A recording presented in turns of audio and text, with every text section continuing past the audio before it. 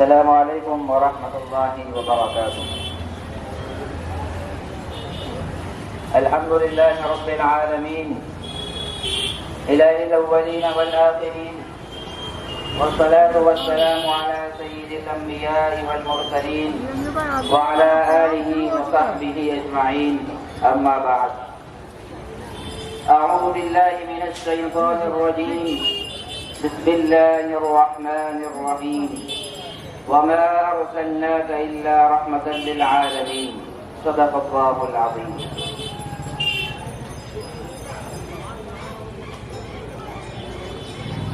میرے محترم بزرگوں اور دوستوں، بہت مختصر سی بات میں آپ حضرات کے سامنے عرض کرنے چلا ہوں۔ اللہ تبارک و تعالی نے پوری کائنات کا جو نظام سنبھالا ہے اور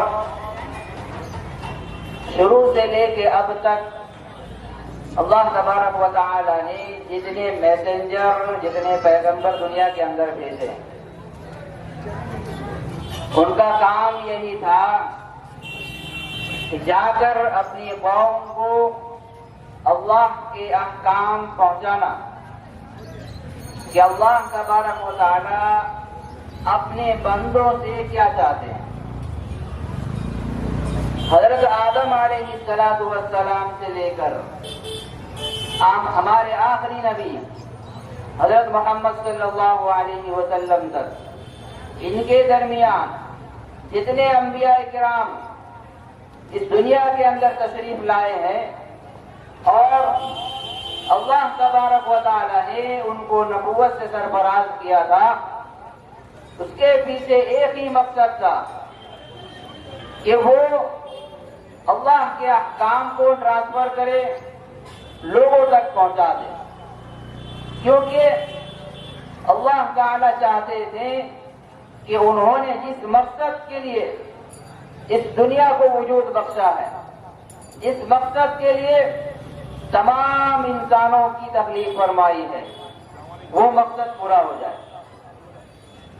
اس مقصد کی تکمیل یہ اللہ کی خواہش تھی، اس لیے آپ علیہ السلام تک جتنے انبیاء کرام علیہ السلام آئے، تمام نے اپنی قوم کو سمجھایا ہے اور راہ راست دکھانے کی کوشش کی ہے۔ اسی طرح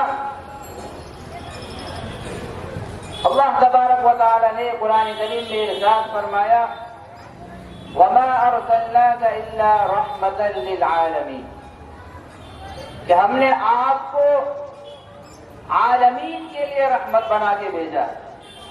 عالمین یعنی جتنے عالم اللہ نے بنائے ہیں تمام کے لیے رحمت، اس کے اندر جتنی مخلوقیں ہیں سب کے لیے رحمت ہے۔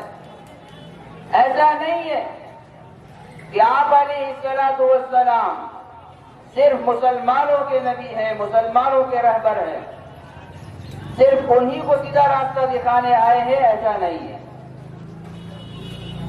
اور آپ علیہ السلام نے دنیا کے اندر اتنی تکلیفیں برداشت کر کے اللہ کے احکام کو لوگوں تک پہنچایا ہے۔ اگر صرف مسلمانوں کے درمیان وہ تبلیغ کرتے، اگر صرف اللہ کے نام لینے والوں کے درمیان ہی وہ رہتے تو شاید ان کو اتنی تکلیف نہیں پہنچتی۔ جتنی تکلیف کفار نے انہیں پہنچائی ہے اور انہوں نے خوشی خوشی اس تکلیف کو برداشت کیا ہے، صرف اسی وجہ سے کہ وہ سیدھے راستے پہ آ جائیں۔ لوگوں نے طرح طرح کی ترکیبیں بنائی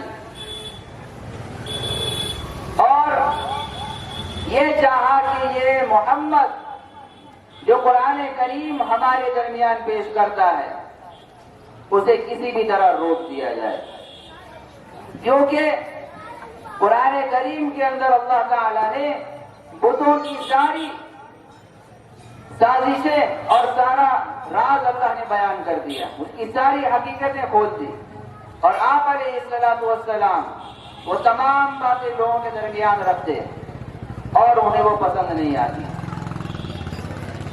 تو لوگ طرح طرح کی تکلیفیں ان کو پہنچاتے تھے۔ کوئی کہتا تھا کہ یہ مجنون ہے، کوئی کہتا تھا یہ پاگل ہے، یہ دیوانہ ہے، اسے لے جاؤ کسی کاہن کے پاس، اسے لے جاؤ کسی ڈاکٹر کے پاس، علاج کراؤ۔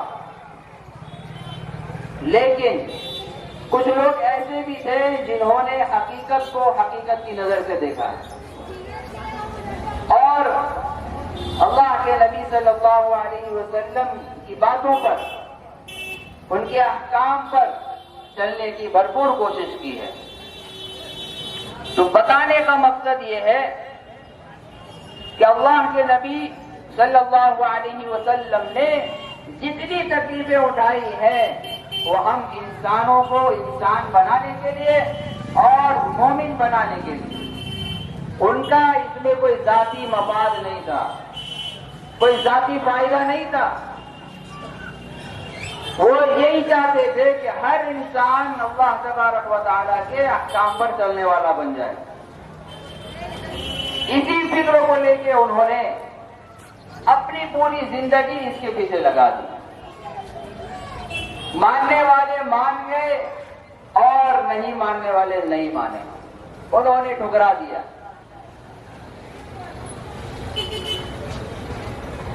دشمنی اس بات کی تھی، انہوں نے ایک وقت ایسا آیا کہ انہوں نے آپ علیہ الصلوۃ والسلام کے ساتھ صلح کرنے کی کوشش کی کہ 1 سال ہم آپ کے اللہ کی عبادت کریں گے اور 1 سال ہم اپنے معبود کو پوجیں گے۔ آپ علیہ الصلوۃ والسلام نے فوراً منع کر دیا، اگر کسی کی عبادت ہوگی تو وہ صرف ایک اللہ کی ہوگی، صرف ایک اللہ کی، ہم کسی کے سامنے سجدہ نہیں کریں گے، یہ صلح ہمیں منظور نہیں ہے۔ قرآن کریم نے اسے بیان کیا ہے، قُلْ يَا أَيُّهَا الْكَافِرُونَ لَا أَعْبُدُ مَا تَعْبُدُونَ، یہ پوری صلح کے اندر ان کے شرائط کو بیان کیا ہے۔ مجھے بتانا یہ ہے کہ آپ علیہ الصلوۃ والسلام کی پوری تاریخ اگر ہم مطالعہ کریں گے تو ہمیں معلوم ہو جائے گا کہ ہمارے خاطر انہوں نے کتنی قربانیاں دی ہیں۔ آج ہم آپ علیہ الصلوۃ والسلام کی سیرت کو، ان کی تاریخ کو بھول چکے ہیں۔ اگر آج ہمیں کسی کی تاریخ معلوم ہے تو وہ ہمارے من پسند ایکٹر ہیں، وہ ہمارے من پسند کھلاڑی ہیں۔ اگر پوچھا جائے کہ اس کھلاڑی کا نام کیا ہے، اس ایکٹر کا نام کیا ہے، اس کے کتنے بھائی بہن ہیں، وہ ہمیں معلوم ہوگا، اور اس ایکٹر نے اتنے سال میں کتنے کام انجام دیے ہیں اپنی لائن کے، وہ ہمیں معلوم ہوگا۔ لیکن اگر پوچھا جائے کہ ہمارے نبی، آخری نبی محمد صلی اللہ علیہ وسلم کا نام کیا ہے، ان کی کتنی اولاد تھی، کتنے بیٹے تھے، کتنی بیٹیاں تھی، کتنی زوجہ تھی، یہ شاید ہمیں معلوم ہو، یہ ہمیں نہیں معلوم۔ جو چیز ہمیں یاد رکھنی تھی اور اسے اپنے دل و دماغ میں بتانا چاہیے تھا، ہم نے اسے نہیں بتایا۔ کیوں؟ ہمیں کرنے کی ضرورت ہی کیا ہے، ہمیں اسے مزہ نہیں آتا۔ لیکن جس چیز سے ہمیں رکنے کی ضرورت ہے اور اس سے بچنے کی ضرورت ہے، ہم اسی میں لگے ہوئے ہیں۔ تو ہماری ذمہ داری یہ ہے کہ ہم آپ علیہ الصلوۃ والسلام کی قربانیوں کو نظر انداز نہ کریں۔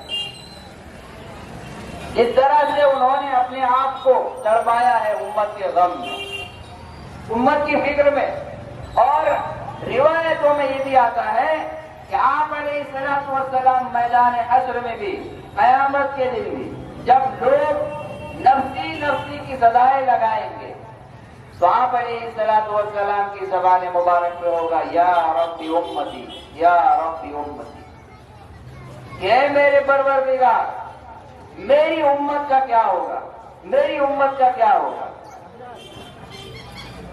تو ایسا نبی، ایسا رسول آپ علیہ الصلوۃ والسلام جیسا اللہ نے ان کے بعد ہم لوگوں کو بھیجا، آپ علیہ الصلوۃ والسلام کی شریعت میں ہمیں بھیجا، تو ہم کتنے خوش نصیب لوگ ہیں یہ ہمیں نہیں معلوم۔ ہم اپنی ذاتی کو مٹا رہے ہیں، ہم اپنے آپ کو بھول چکے ہیں کہ ہم ہیں کون، ہمیں کس لیے دنیا میں بھیجا گیا ہم بھول گئے۔ میں آخری بات کر کے اپنی بات ختم کروں گا۔ شاید یہ بات کسی کے دل و دماغ میں بیٹھ جائے۔ اللہ نے قرآن کریم کے اندر ارشاد فرمایا أَفَحَسِبْتُمْ أَنَّمَا خَلَقْنَاكُمْ عَبَثًا وَأَنَّكُمْ إِلَيْنَا لَا تُرْجَعُونَ۔